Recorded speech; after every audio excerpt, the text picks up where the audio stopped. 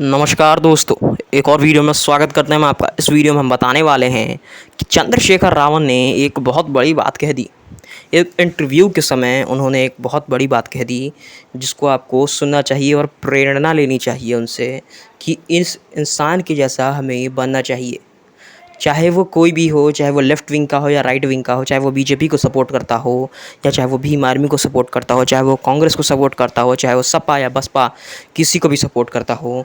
लेकिन चंद्रशेखर की इस बात को, इस चीज़ को आप अगर सुनेंगे तो शायद आप खुद के आपे में नहीं रह पाएंगे। इतना अच्छा एक्सप्लेन किया है, इतना अच्छी चीज़ बताई है चंद्रशेखर आज़ाद रावण ने। मैं आपको बताने वाला हूँ इस वीडियो में उस बात को कि उन्होंने क्या कहा। तो सबसे पहले जान लेते हैं कि चंद्रशेखर हैं कौन।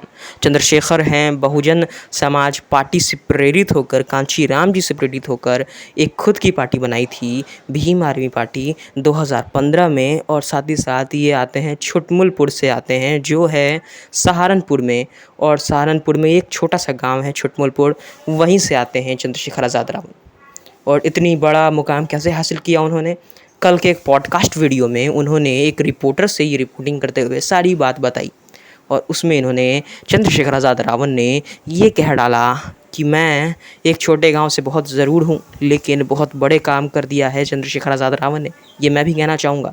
और चंद्रशेखर आज़ाद रावण इस मुकाम तक कैसे पहुँचे, उन्होंने इस चीज़ की भी व्याख्या की। धीरे धीरे कारवां आगे बढ़ता गया और 2022 या 2023 में एक बहुत बड़ा चीज़ हुआ, जो था हमारी देश की बेटियां जो रिप्रेजेंट करती हैं हमारे भारत में, भारतीय पहलवान, उनके जो प्रोटेस्ट था उसमें चंद्रशेखर आज़ाद रावण खूब उभर के दिखे।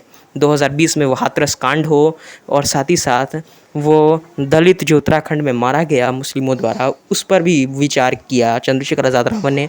साथ ही साथ चंद्रशेखर आज़ाद रावण ने हर चीज़ पर मांग की दलितों के लिए संसद में जाकर।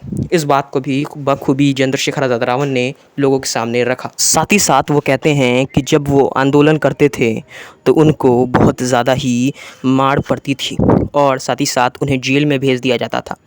एक समय तो ऐसा आया था कि लोगों ने सैकड़ों लाठियाँ बरसाई थी उनके पीठ पर। वो कहते हैं कि मैं लाठियाँ गिनते गिनते थक जाता था, लेकिन लाठियाँ पड़ती थी तो उतनी दर्द नहीं होती थी जितनी दलितों पर शोषण होती थी, उससे ज़्यादा मुझे लाठियाँ पड़ने पे दर्द नहीं होती हैं। और यही कारण है कि उनके दांत भी तोड़े गए हैं जेल में और उनके साथ दलितों जैसा व्यवहार किया गया और उनके लिए हमेशा ही अलग खाना लिया जाता और जेल में भी उनके साथ वैसा ही व्यवहार होता, उनको जाति सूचक गाली दे के बुलाया जाता। और यही कारण था कि चंद्रशेखर आज़ाद रावण बाहर निकले और एक संसद में पहुंच गए, सीधा संसद में पहुंचे और दहाड़ने लगे, दलितों के हक़ में बात करने लगे। इस वीडियो में बस इतना ही दोस्तों। अगले वीडियो में हम पूरी बात आपको निश्चिंत से बताएंगे।